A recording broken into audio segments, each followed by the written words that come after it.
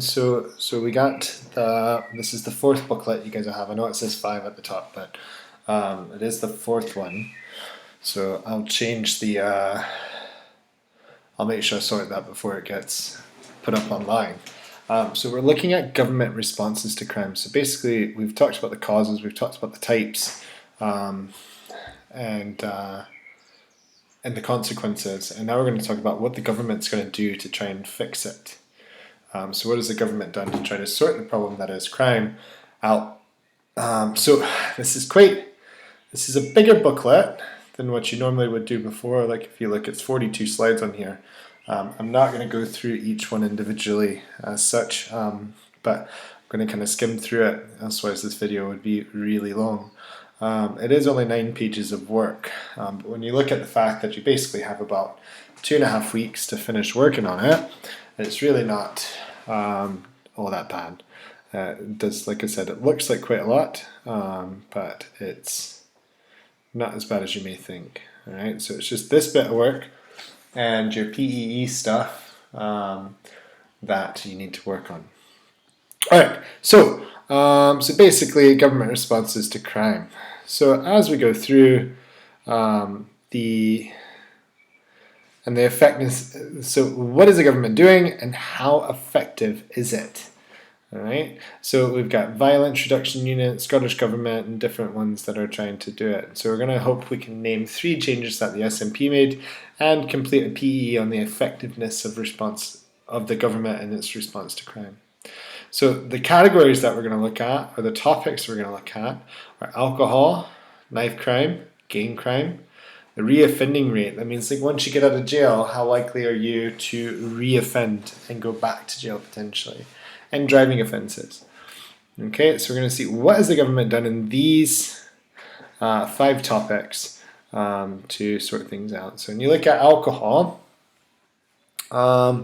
so there's been a big change basically when you look at UK units and stuff like that.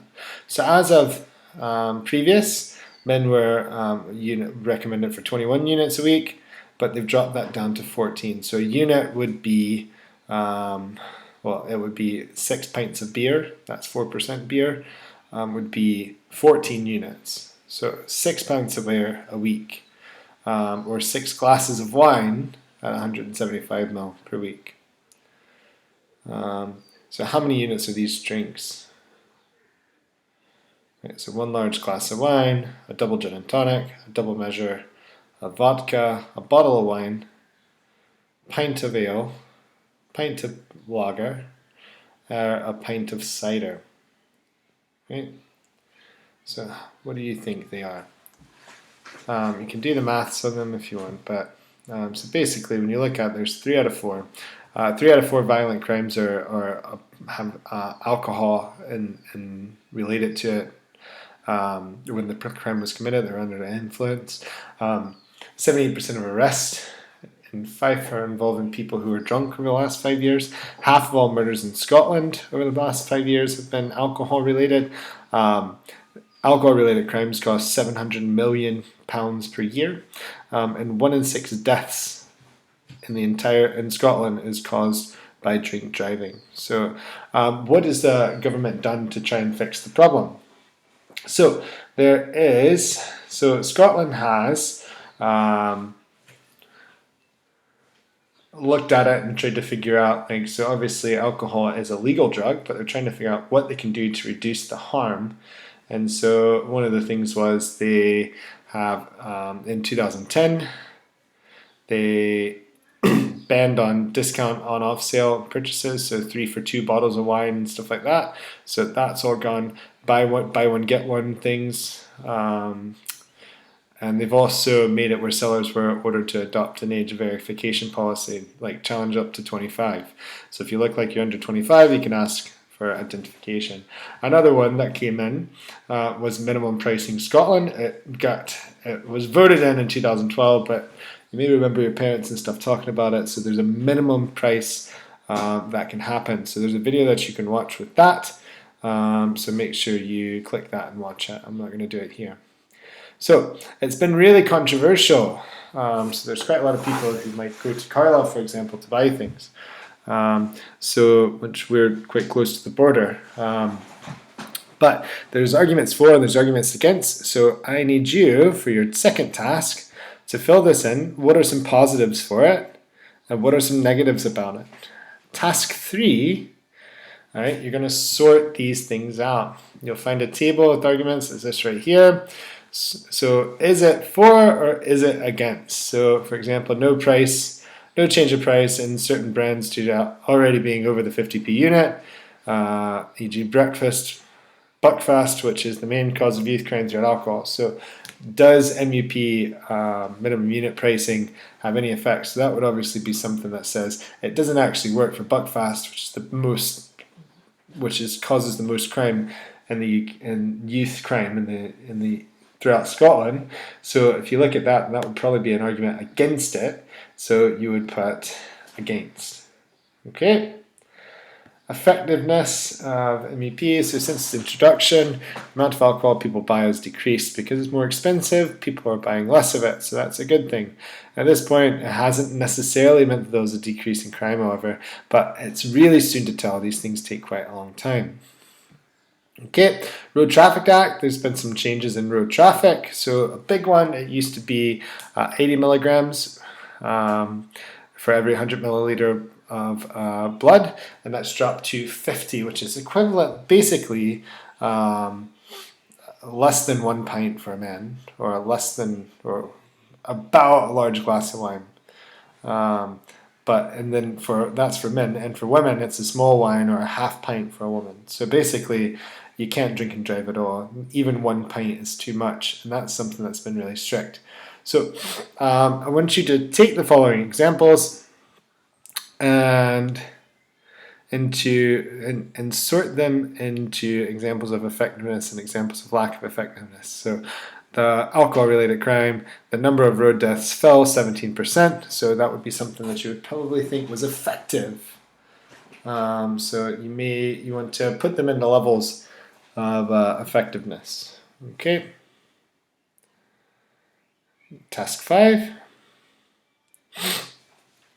Just answer these questions. Do you think the government's done enough?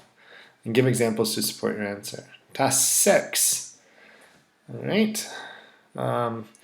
As discussing knife crimes. So Glasgow in Scotland used to be known as the knife crime and murder capital of Europe. So they came up with a campaign of No Knives Better Lives campaign. So the Scottish government set up a No Knives Better Lives campaign to tackle the reason why people carry a knife. So they try to do things to add sport, add games, add things that are going to make people want to choose things. And so they also raised the minimum penance for carrying a knife to 5 years in prison. So they've made it a lot more strict. So no knives. So what they want to do with this program is educate young people on the dangers of knife crime. It seems like it could be something quite easy to do, but it doesn't seem like that. It's a spur of the moment decision that can have an absolute massive impact on people's lives, and so it's something that should be taken very seriously, obviously. And so they've worked with 11 local authorities and high levels of knife crime, and they've tried to educate the people. Okay.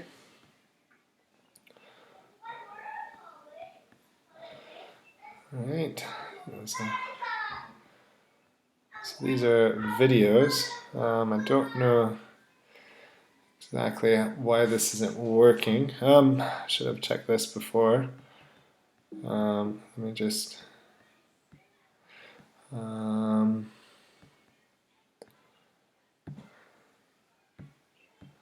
Right, the videos aren't working for me. I'll see what I can do to get those working before I get them uploaded. But we may have to skip task 6 if I can't get it going. So if I can't get it going by the time you actually do it, also you just watch the videos, but I think there's an issue with what's going on. I'll see what's going on. If they don't work, then just skip it. All right, don't worry about to let me know. I'll let you know if they're working or not. All right, and then we need to figure out what is the effectiveness of knife crime. Okay, how has it worked? So one thing, like you just see right here, the effectiveness, it's been very impactful with an 85% reduction of young people being convicted of handling a weapon. So whenever you consider the fact that raising the penalty to 5 years minimum is massive in getting people to stop using them. So go through those and sort them into examples of effectiveness and examples of lack of effectiveness. So 2 of those are effective, 2 of those are not effective. Separate them out. Task 8, answer these questions. All right, do you think the government's doing enough? Task 9, we got Glasgow's dark legacy. So there's a video that you need to watch for task 9, and basically on that you need to come up with 2 conclusions. So we'll double check that, make sure it's working.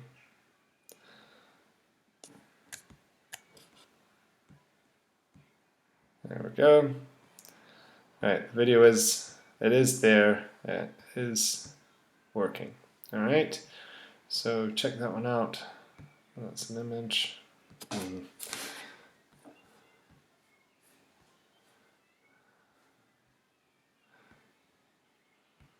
Alright, so just click not now, read the article. Alright, you don't actually have to register, you just need to click not now and then you'll be able to read the article. And once you read the article, you need to come up with 2, a conclusion is whether or not it's been successful, and give 2 answers. So it's not a video, sorry. You're going to be reading the article. Like I said, click the thing and you don't have to register, just click not now. Alright, another thing that's gone in. There's task 9 there. Alright, so task 10 are examples of the government has had examples where they haven't. So same thing, some of these are effective, 2 of these are not. Figure out which one's effective, figure out which one's not. If you just want to change the text color, if you want to change the text, so murder rates in Glasgow have dropped 60%, that's obviously good. Whenever you're turning this in, it might be easier if you did something like that. Okay, then sort the ones that are red and blah blah blah blah blah. Okay, that might be the easiest way of doing it, I think. But yeah, so task 11, same thing. How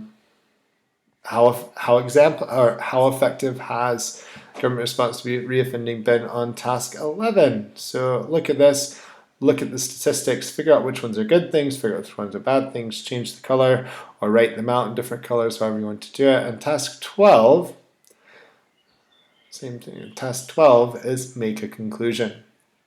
All right, so you've been given one of the questions, essential skills questions that you're going to have to do at National 5 is a conclusion question. And whenever you do a conclusion question, you need to look at a specific set of facts and come up with a conclusion.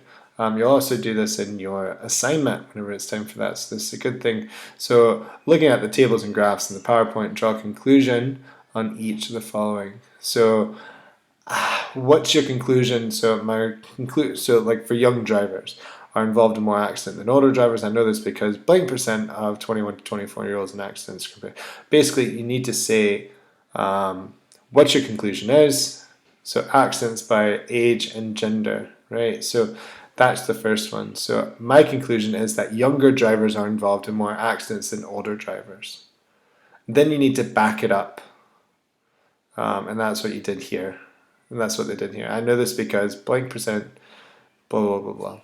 Okay, so the next one would be, my conclusion on the causes of accidents is, it could be alcohol related, it could be speeding related, it could be all sorts of things. Okay, so what is your conclusion?